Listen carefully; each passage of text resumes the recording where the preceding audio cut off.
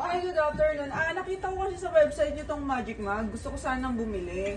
Nagandaan kasi ko dito kasi nagpe-fade yung kulay niya. Ay ma'am, kailan niyo po kailangan? Then ilan po yung quantity? If ever po ba ma'am, mga ilang taon po ba yung gagamit po niya or yung yun po?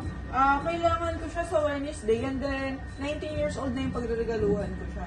Ay ma'am, ito po, may ano po kung isasuggest po sa inyo ma'am. Then ito po ma'am, meron po tayong parang saucy po tignan. Then ano na po ito, sa loob po niya, tumatagal po yung lamig po, up to 24 hours po. Then yung price naman po na ito ma'am, affordable niya naman po ito ma'am. Oh, sakto. Affordable, baka mamaya 1,000 lang kasi yung budget ko for maybe. Ay ma'am, ano na po, 600 pesos lang po yan.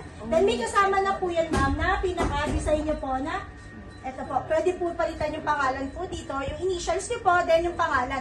Then ma'am, isasuggest ko na lang po, 1,000 po yung pinaka-budget nyo po.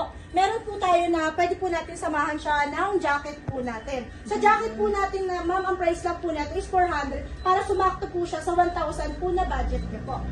Okay lang ba? If yung kung ano yung pangalan nilalagay ko dito sa may tumbler, hindi niyo ilalagay ko doon. Ay yes ma'am, pwede naman po. Ang pagkakaiba lang po nila is dito po is TTF printing, then dito naman po is engrave. Sa engrave po natin, then as is po yung color po niya, then dito naman po sa jacket po natin, any color po na gusto niyo po ipalagay po dito. Oo, okay. Sige, miss. Okay ako dito sa deal mo sa akin. Ayun ma'am, tapos ma'am, may freebie pa po ako sa inyo ma'am. Ang freebie ko po sa inyo, pwede po natin, sisipan na regalo niyo po siya, pwede ko po kayo bigyan ng free box po. Ang original price po natin dito sa jacket ma'am, is 500 pesos po siya ma'am.